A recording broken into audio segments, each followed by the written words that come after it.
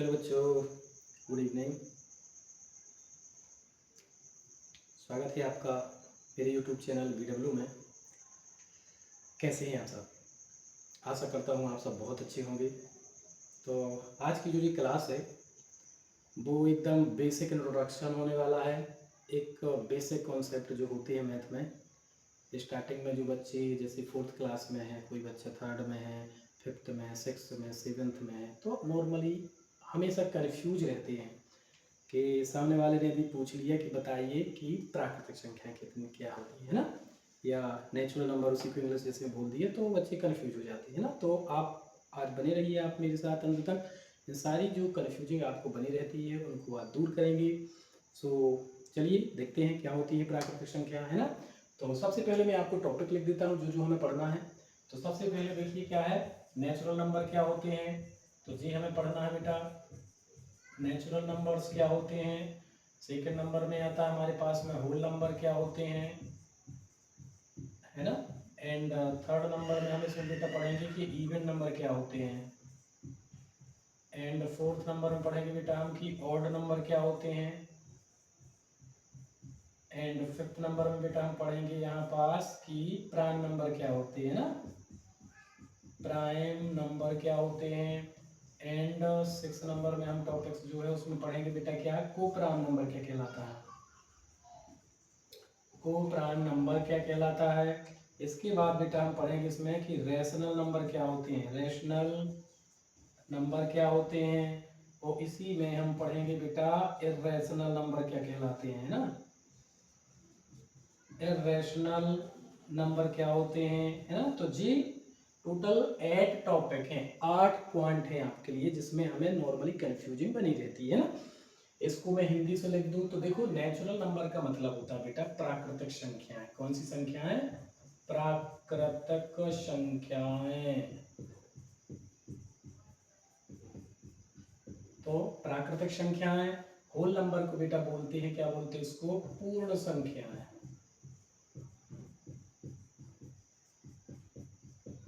और इसको even number को बोलते हैं कौन सी, सम संख्याएं। और ऑड नंबर को बेटा बोलते हैं कौन सी संख्याएं, और विषम संख्याएं, है ना।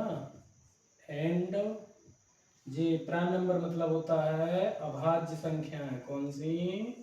अभाज्य संख्या भैया, ध्यान से देखते जाइए। अभाज्य संख्याएं, को प्राइम का मतलब होता है भैया आपका सह अभाज्य संख्याएं,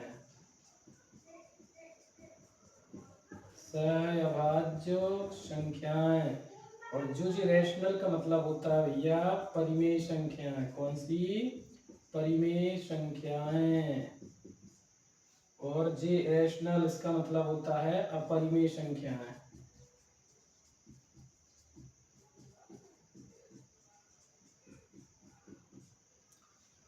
जी है हमारे कुछ टॉपिक। इसके बाद और भी टॉपिक होते हैं हमारे पास में बेटा, लेकिन इसके पहले मैं आपको जेई पहले बता देता हूँ जो मैंने अभी लिख दी है। तो सिंपल वे में आप समझिए, एक ही एक लाइन में आपको पूरा आपको क्या क्लियर हो जाएगा। देखिए ध्यान से, प्राकृतिक का मतलब होता है नॉर्मली जो संख्या एक से चालू हो और अनंत तक चली जाए सो प्राकृतिक संख्या। देखो इसी में मैं एग्जांपल लिख दूं यहाँ साइड में, एक से लेकर के इन्फिनाइट तक कोई संख्या गई, 1 2 3 4 5 6 7 8 9 10 11 12 समथिंग अनंत तक यदि चलते जाओ, वो बस स्टार्ट एक से होनी चाहिए, है ना, समझ गए ना। तो वो हमारी कहलाती है प्राकृतिक संख्या।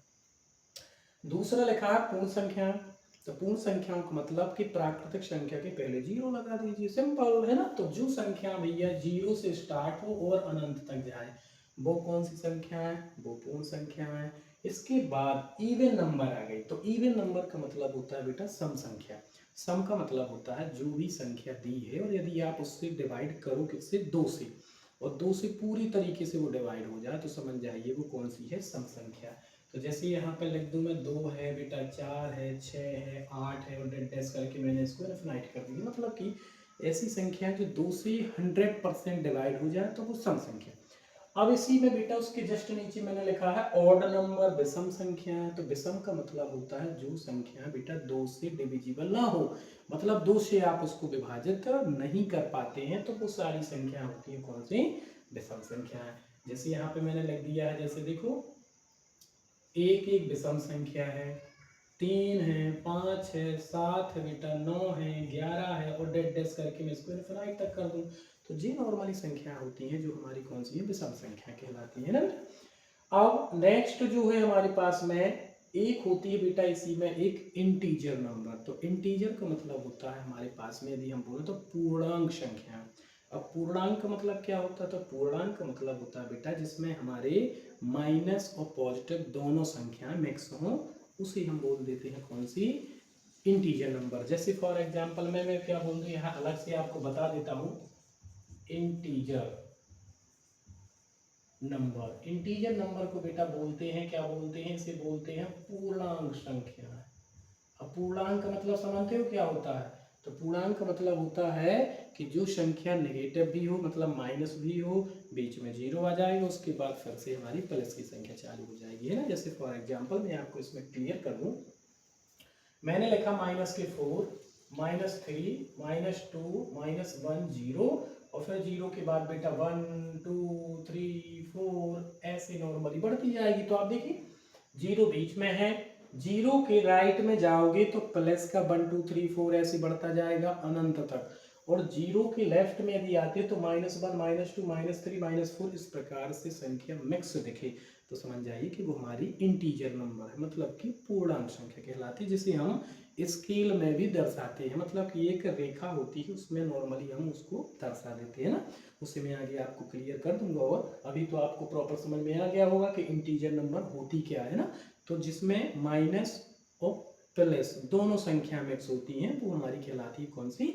Integer number. इसके बाद इसको देखिए प्राइम नंबर, अभाज्य संख्या। इसका मतलब क्या होता है, तो प्राइम नंबर का मतलब होता है बेटा हमारा कि ऐसी संख्या जो सिर्फ एक से कटे और जो दी हो सिर्फ उसी से डिवाइड हो, अदरवाइज वो किसी तीसरे अंक से डिवाइड नहीं हो, तो वो हमारी कहलाती कौन सी संख्या है, अभाज्य संख्या। जैसे फॉर एग्जांपल मैंने क्या कहा, 2 लिखा, फिर 3 लिखा, फिर 5 लिखा, फिर 7 लिखा। अब आप खुद दिमाग लगाइए, 2 लिखा है, 2 डिजिट है, तो 2 को मैंने क्या कहा है कि 2 जो लिखा है बेटा यहाँ पास 2, ये सिर्फ या तो आप 1 से डिविजिबल कर सकते हो, 1 से डिवाइड कर सकते हो इसको, या फिर ये 2 का 2 से ही डिवाइड आप इसको कर सकते हो, अदरवाइज तीसरी संख्या से तो डिवाइड नहीं होने वाला। इसलिए इसको हम क्या बोल देते हैं कि ये क्या है, एक प्राइम नंबर है, मतलब कि इसे हम बोलते हैं अभाज्य संख्या। अभाज्य का मतलब क्या है, जिसके सिर्फ और सिर्फ 2 कारक हो, मतलब कि 2 फैक्टर्स निकल करके आ जाए, वही हमारी कहलाती है अभाज्य संख्या। तीसरा में देखो, तीसरे नंबर क्या लिखिए, 3 लिखा है। अब 3 को भी आप सिर्फ या तो 1 से डिवाइड कर सकते हो, या फिर 3 को 3 से ही डिवाइड कर सकते हो, अदरवाइज और किसी तीसरी संख्या से डिवाइड नहीं कर सकते इसको, है ना। तो ये कहलाएगा। 5 है तो 5 के भी 2 फैक्टर्स ही बनेंगे बेटा, एक तो 1 से ही जाएगा 5, या फिर वो 5 को 5 से ही आप डिवाइड कर सकते हो, है ना। तो ये हमारे क्या कहलाती है, वो प्राइम नंबर। जैसे कि आपसे अक्सर पूछ लिया जाता है कि बताइए 1 to 100, मतलब 1 से 100 के बीच में बताओ कितनी प्राइम नंबर से, तो टोटल 25 होती है, आपको याद रखना है इसको, कितनी 25 भाज्य संख्या होती है ना।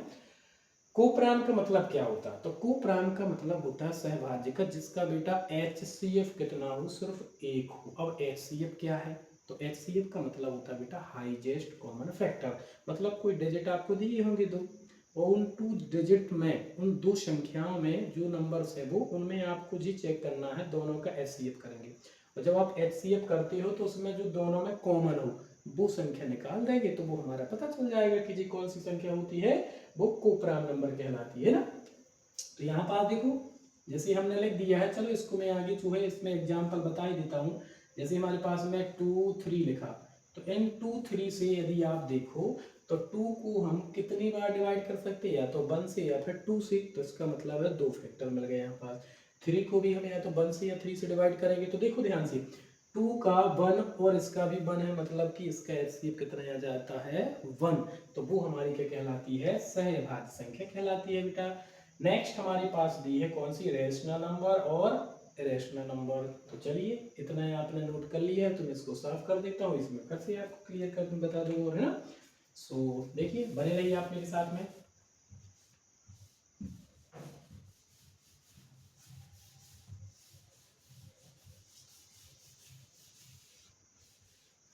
एकदम बेसिक कॉन्सेप्ट है बेटा, है ना, जो आपको क्लियर करना है। अगर दीजिए बेसिक कॉन्सेप्ट आपके क्लियर हो जाते हैं तो मैथमेटिक्स में आपके सब फॉर्मूले आप रखें और आपका आंसर आ जाएगा, बस आपको कॉन्सेप्ट क्लियर रखना है ना। तो चलिए देखते हैं अब रैशनल नंबर क्या है। तो रैशनल नंबर का मतलब होता है बेटा परिमेय संख्या। अच्छा, इस चीज में बहुत से बच्चे कंफ्यूज रहते हैं, जैसे कई बार पूछ लिया जाए कि बताइए जीरो कौन सा नंबर है, तो कई बोल देते हैं कि जीरो परिमेय संख्या, कई बोल देते हैं परिमेय संख्या, यानी कि कोई बोलता है रैशनल नंबर है, कोई बोलता है इरेशनल नंबर है।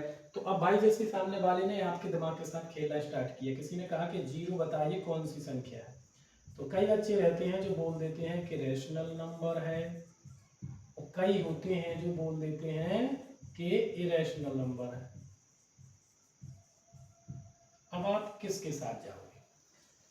देखिए यदि आपने बोल दिया कि जीरो हमारी क्या है, एक रैशनल नंबर है, परिमेय संख्या है, तो सामने वाला बोलेगा क्यों है। आपने अपना तुरंत ही सवाल चेंज कर दिया, आपने कहा नहीं नहीं नहीं नहीं, हाँ परिमेय संख्या है यानी कि रैशनल नंबर है, तो भी सामने वाले का आंसर होगा कि क्यों। अब बीच में कंफ्यूज हो गए आप, है ना। तो बिल्कुल कंफ्यूज नहीं होना है, रिलैक्स फील करिए और सुनिए। जीरो, यदि सामने वाला कोई हमसे पूछता है कि बताइए परिमेय है कि अपरिमेय, तो हमारा आंसर बेटा जाएगा दोनों के साथ, कि जीरो हमारा परिमेय भी है और एक अपरिमेय भी है। अब वो डिपेंड करता है कि कंडीशन क्या है। तो सबसे पहले तो आपको समझना है कि आखिर है क्या रैशनल नंबर, परिमेय संख्या। कोई भी अंक आप p बटे q के फॉर्म में लिख दीजिए, मतलब कि अंश बटे हर के रूप में। तो कोई भी डिजिट आप जब अंश और हर के फॉर्म में लिख देते हो, इंग्लिश मीडियम वाले देख लो, न्यूमरेटर अपॉन डिनोमिनेटर। न्यूमरेटर और डिनोमिनेटर में यदि किसी भी संख्या को आप लिखते हो, अंक को लिखते हो, तो वो हमारे कहलाते हैं बेटा रैशनल नंबर। जैसे फॉर एग्जांपल मैंने लिख दिया 3/4, 5/4 या 3/2, 6/1, इस प्रकार से जैसे मैंने डिजिट लिख दिए है ना, नंबर लिख दिए, तो ये सारी की सारी संख्या बेटा क्या कहलाएगी, एक रैशनल नंबर कहलाएगी। क्या? एक परिमेय संख्या। वट p इक्वल 0 हो, वट q इक्वल नॉट 0। भाई यदि मैं ऊपर जी लिखा रहता है ना न्यूमरेटर, यानी कि यहाँ पास न्यूमरेटर मतलब होता है अंश, और यहाँ पे चाहे मैं p लिख दूं और यहाँ पे q लिख दूं, तो जी जो q लिखा जी कहलाता है बेटा हमारा कौन सा, हर। तो अंश और हर के फॉर्म में कोई डिजिट लिखा है तो वो रैशनल नंबर है। सिंपल, हमें इतना याद रखना। अब यदि हमने जीरो को बेटा p के पॉइंट पर रखा, जो जो p लिखा है ना ऊपर अंश के फॉर्म में यदि लिखा, तो वो हमारी परिमेय संख्या होगी। लेकिन यदि आपने उस जीरो को उठा करके नीचे रख दिया है क्यू के स्थान पर, मतलब कि नीचे यहाँ पर रख दिया हर के स्थान पर, तो वो हमारी परिमेय संख्या नहीं होगी। तो आप सामने वाले को बता सकते हो प्रॉपर तरीके से कि जीरो हमारा प्राइम, वो क्या बोलते हैं, परिमेय संख्या है भी और नहीं भी है। क्यों नहीं है? यदि आपने बोला कि नहीं है तो क्यों नहीं है, और है तो क्यों नहीं है। तो सिंपल है बेटा कि यदि आप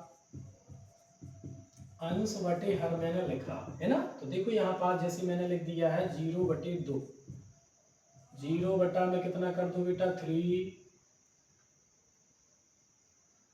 और 5 कितना कर दूं, 4 कर दूं, है ना। तो यहाँ पास नॉर्मली हम क्या कर सकते हैं, देखो जी समथिंग क्या कहलाती है, जी हमारी परिमेय संख्या है।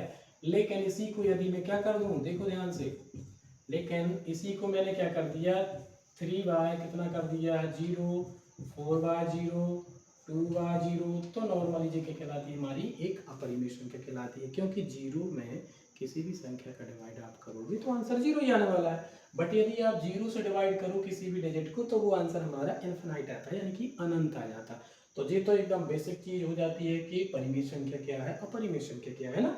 इसके बाद हमने अभी एक चीज बोली थी आपको बेटा, HCF और LCM, है ना, जो प्राइम नंबर में हमें देखना था।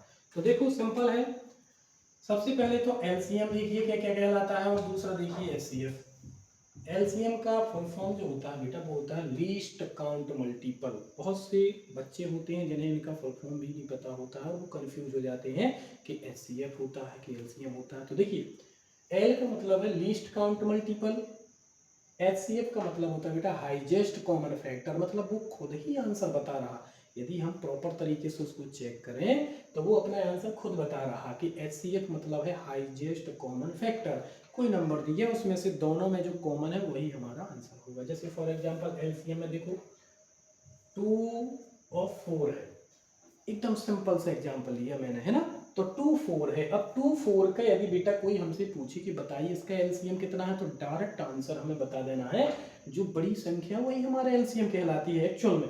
बट यहाँ पास निकालते कैसे है वो मैं आपको बता दूं। तो देखो यहाँ से हमने लिखा 2 और 4, अब इसको कैसे पता करें कि 4 ही आंसर आया है एलसीएम। तो देखो बड़ा सिंपल है, सबसे छोटी डिजिट से पहले हमें डिवाइड करना रहता है। तो हमने क्या किया, 2 से डिवाइड किया तो 2 1 जा 2 और 2 2 जा 4, अब फिर से 2 से डिवाइड हो गया तो 1 का तो 1 ही रहेगा, हो गया। अब यहाँ देखो 2 मल्टीप्लाई 2 तो इक्वल टू कितना हो गया 4, और वैसे भी डायरेक्ट हम कह सकते थे तो 4000 जी एक कहलाता है हमारा लीस्ट काउंट मल्टीपल, यानी कि हमें मल्टीप्लाई करके उसको काउंट करना रहता है। तो एलसीएम हो गया। नेक्स्ट जो इसी में यदि मैं आपसे बोल दूं कि इसका एचसीएफ हमें काउंट करना है तो कितना होगा, तो देखना है आप ध्यान से 2 और 4, 2 और 4 में हमें सबसे पहले इसको देखना है कि इसका एचसीएफ कितना है। तो सबसे पहले देखो 2 को डिवाइड करें हम, है ना, ध्यान से देखना। 2 है तो 2 तो भैया या तो 1 से जाएगा या 2 से ही जाएगा, 2 फैक्टर हो गए। अब 4 की फैक्टर काउंट करिए, तो 4 की फैक्टर यदि मैं देखूं तो या तो 4 जो है 1 से डिवाइड कर सकते हो, 4 को 2 से बेटा डिवाइड कर सकते हो, और एक नंबर बचे अभी 4 का 4 में, सो 4 को 4 से भी डिवाइड कर सकते हो। मतलब 4 हमारे 3 डिजिट है, एक तो 1 से भी डिवाइड है, 2 से भी डिवाइड है और 4 से भी है, मतलब इसके 3 फैक्टर्स हैं। और इसमें देखो इसके 2, अब दोनों में हमने क्या बोला, हमने बोला एचसीएफ काउंट करना है, मतलब 2 और 4 का एचसीएफ यदि हम देखें तो दोनों में बताइए कॉमन क्या है। तो दोनों में कॉमन की यदि बात की जाए तो इसमें देखो, इसमें हमारा 1 मिल रहा है, इसमें 1 मिल रहा, तो भाई ये तो हमारा 1 आ गया जो कि एक एचसीएफ है यदि, तो वो को प्राइम भी कहलाता। जस्ट इसके पहले मैंने बोला था आपको कि यदि कोई 2 नंबर है और उसमें हमेशा यदि कोई एक आता है तो वो को प्राइम है, बट यहाँ पास कंडीशन दूसरी है, हमें सिर्फ एचसीएफ काउंट करना। और यहाँ पर देखो 2 हमारे पास यहाँ और यहाँ पे भी है तो 2 आ गया, मतलब इसका एचसीएफ यदि हम देखें तो 1 और 2 आएगा, समझ गए। तो ये कहलाता है हमारा कॉमन फैक्टर कि इन दोनों में हाईएस्ट कॉमन फैक्टर क्या है। तो इसके पास भी 1 कॉमन है, इसके पास भी 1 कॉमन है, इसके पास भी 2 था और इसके पास भी 2 था, तो दोनों के लिए जो हमारा एचसीएफ है वो निकल करके आ जाता है 1 और 2, है ना। तो ये प्रॉपर तरीके से एक नॉर्मल जो इंट्रोडक्शन था बेटा वो मैंने आपको समझाने की कोशिश की है। इसमें यदि आपको कोई और प्रॉब्लम होती है, कोई चीज़ समझ में नहीं आती है, तो प्रॉपर आप उसमें कमेंट बॉक्स में लिख करके बता सकते हो कि ये चीज़ हमें प्रॉपर समझ में नहीं आई है ना। अब इसके बाद एक चीज़ और होती है बेटा इसमें, जो नॉर्मली क्या है, बच्चे हमेशा कंफ्यूज रहते हैं कि मैं स्केल में कैसे इसको शो करूँ। तो स्केल में शो करने के लिए प्रॉपर तरीके से हमें बेसिक उसकी चीज़ें पता होनी चाहिए। क्योंकि स्केल नॉर्मली 15 सेंटीमीटर और 30 सेंटीमीटर की होती है, तो उसमें हमें पता होना चाहिए कि आखिर वो सेंटीमीटर क्या होता है। तो हमें देखो क्या याद रखना है कि 10 mm इक्वल टू होता है 1 सेंटीमीटर। अब यदि 10 mm में 1 सेंटीमीटर होता है तो हम यहाँ पे 0 लगा दें, और तो 100 mm में कितना हो जाएगा, यहाँ पे एक 0 लगाओ तो 10 सेंटीमीटर हो जाएगा। अब यहाँ पास यदि मैं क्या कर दूँ, एक 0 और लगा दूँ तो 1000 mm हो गया, एक 0 यहाँ लगा दो तो 100 सेंटीमीटर हो गया। और जी तो हमें पता है 100 सेंटीमीटर में 1 मीटर होता है, सिंपल। तो 100 सेंटीमीटर इक्वल टू 1 मीटर। इतनी चीजें आपको याद रखना है। अब स्केल में कैसे शो करते हैं हम उसको देखना ध्यान से। तो इस प्रकार से हमने स्केल देखी हुई है, तो देखो ध्यान से, इस प्रकार से मैं क्या कर दूं, एक स्केल को ड्रॉ कर दूं जल्दी से, है ना। तो आपको मैं बता दूं स्केल में किस प्रकार से हम उसको शो करते हैं। तो देखो यहाँ नॉर्मली 0 लिखा रहता है, यहाँ से 1 2 3 4 5 वाली लाइन को थोड़ा सा डार्क कर दीजिए, मतलब मोटा कर दीजिए थोड़ा सा उसको। फिर 6 7 8 9 10 वाली जो लाइन है बेटा उसको बता देते हैं 1 सेंटीमीटर। ओके, नेक्स्ट 1 2 3 4 5 को थोड़ा सा डार्क, 6 7 8 9 जो 10 है उसको हमने बता दिया 2 सेंटीमीटर है। समथिंग इतने में ही हमने क्या कर दिया, इतने इतने के गैप पर मैं अब क्या बना दूं 3 सेंटीमीटर, इतने का ही गैप बना दूं तो हो जाएगा 4 सेंटीमीटर, इतने का ही बना दूं तो हो जाएगा 5 सेंटीमीटर, इतने का ही गैप बना दूं तो हो जाएगा 6 सेंटीमीटर। जी नॉर्मली मैंने स्केल को ड्रॉ कर दिया यहाँ पर, जो नॉर्मली हम देखते हैं। अब मैंने जैसे आपसे कहा कि मुझे 11 mm को शो करना है स्केल में। मैंने बोला है आपसे बेटा कि मुझे 1.5 सेंटीमीटर को दर्शाना है, बताइए कैसे दर्शाओगे? तो बड़ा सिंपल है, देखो 0 से 1 के बीच में हमारे पास 1 सेंटीमीटर है और 1 से 2 के बीच में जी हमारे पास में क्या हो जाएगा 2 सेंटीमीटर है। तो यहाँ पास आपको देखिए मुझे 11 mm को शो करना है। तो देखो 0 to 1 सेंटीमीटर के बीच में यहाँ से देखो जी बेटा जो पॉइंट दिए ना जी mm में ही दिए, चूंकि 1 जी जो देखिए ना 1 2 3 4 5 6 7 8 9 10 जो जी 10 mm है, तो 10 mm तो यहाँ हो गए। एक और मैं यहाँ से चला जाऊँ तो जी जो एक लाइन बनी है यहाँ से यहाँ तक की जो जी संख्या है वो कहलाएगी भैया 11 mm। हमारे कितनी 11 mm। तो जी हमने इसको स्केल में यहाँ से दर्शा दिया। आप चाहे तो इसको अंडरलाइन करके ऊपर करके आप क्या कर सकते हो, इसको पॉइंट भी रख सकते हो। तो मैंने क्या कर दिया 11 mm को दर्शा दिया। अब करना है आपको 1.5 मतलब कि समथिंग 15 mm हो जाएगा, है ना। तो देखो 0 से 1 सेंटीमीटर यहाँ और यहाँ तक देखो तो 11 12 13 14 15 mm मतलब 1.5 1 सेंटीमीटर जी। और 1 2 3 4 5 mm हमारा जी हो गया। तो यहाँ से लेकर के बेटा यहाँ तक हम देखें तो 1.5 सेंटीमीटर हमारा यहाँ इसके सामने देखो तो जी हो गया कंप्लीट। इस प्रकार से हम स्केल में भी इसको आसानी से शो कर सकते हैं ना, दर्शा सकते हैं ना। तो जी था, है ना। तो एक बार आप वीडियो को पीछे करके और अच्छे से देख सकते हैं ना। तो इसमें और यदि कोई समस्या होती है आपको तो आप कमेंट बॉक्स में बता सकते हो, है ना। So all the best.